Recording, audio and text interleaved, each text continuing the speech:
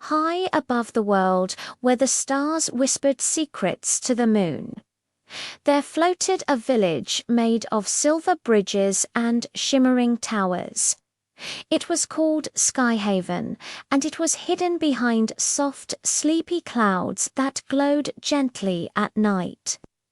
In this magical village lived a young boy named Leo, known by everyone as the Cloud Painter.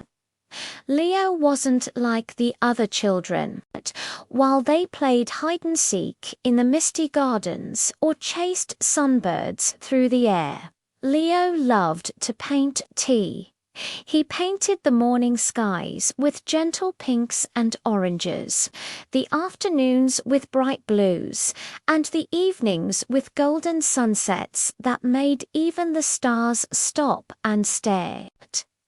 His brush was made of phoenix feathers, and his paints came from the sky spirits who blessed him with the power to fill the heavens with color.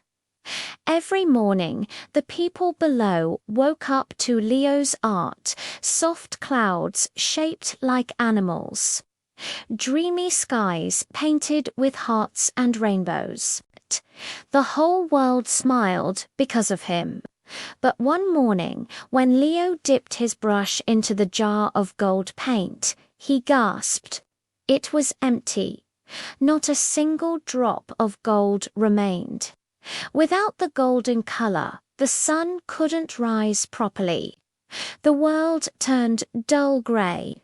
The birds stopped singing, flowers didn't open, and children yawned in sleepy sadness.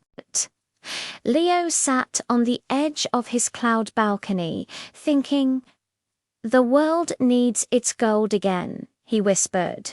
So he packed his satchel with his favorite brushes, a compass made of crystal light, a loaf of soft cloud bread, and his courage. Then, with a deep breath, he stepped onto his cloudboard, a magical surfboard made of mist, and began his journey beyond the skies. He soared through the endless blue, past glowing rainbows and star bridges, until he reached the storm peaks where the thunder dragons lived. The mountains roared and flashed with lightning.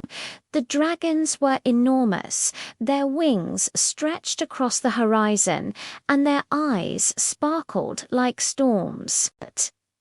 Leo hid behind a silver rock, but one of the dragons, an old wise one named Bramor, opened one golden eye and rumbled, "Why does a little cloud boy wander into thunder?" Leo bowed politely. "The golden color of the sky is gone," he said. "Without it, the sun cannot shine. I must find it and bring light back to the world." Bramor studied him for a long moment and then nodded slowly.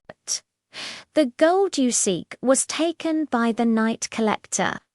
He gathers all bright things, light, laughter, dreams, and locks them away in the shadow caves at the edge of the sky. You will need courage greater than lightning to face him." Leo thanked the dragon and continued his journey. The winds grew colder and darker the farther he went.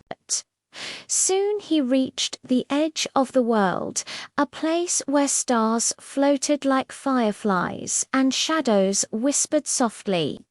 There, hidden among black clouds, was the entrance to the shadow caves. Inside, the air shimmered with strange light.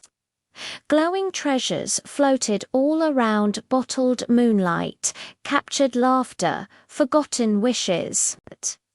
In the middle of the cave sat the night collector, a tall figure cloaked in silver and darkness, with eyes as deep as midnight. "Why have you come here, little painter?" he asked in a calm, echoing voice.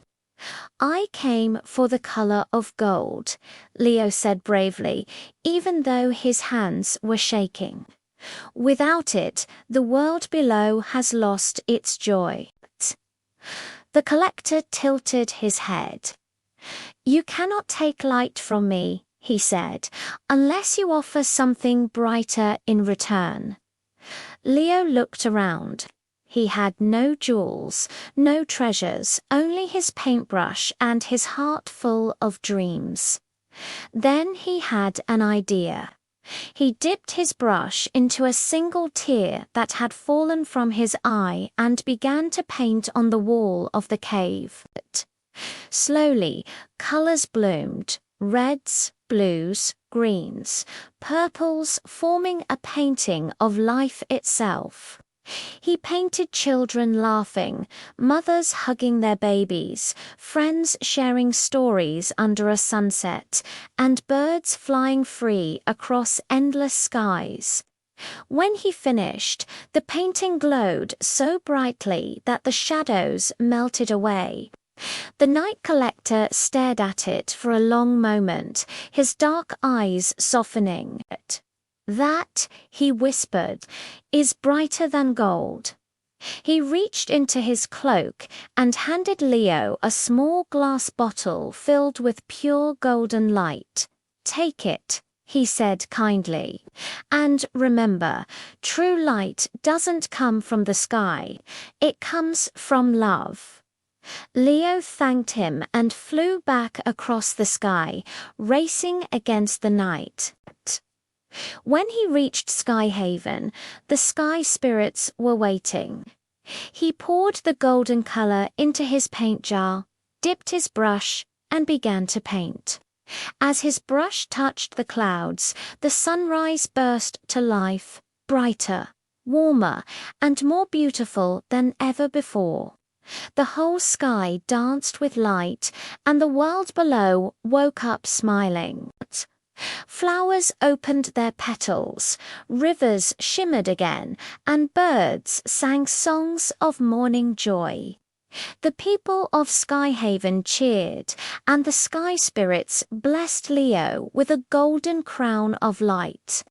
From that day on, Leo was known as the cloud painter of the golden dawn.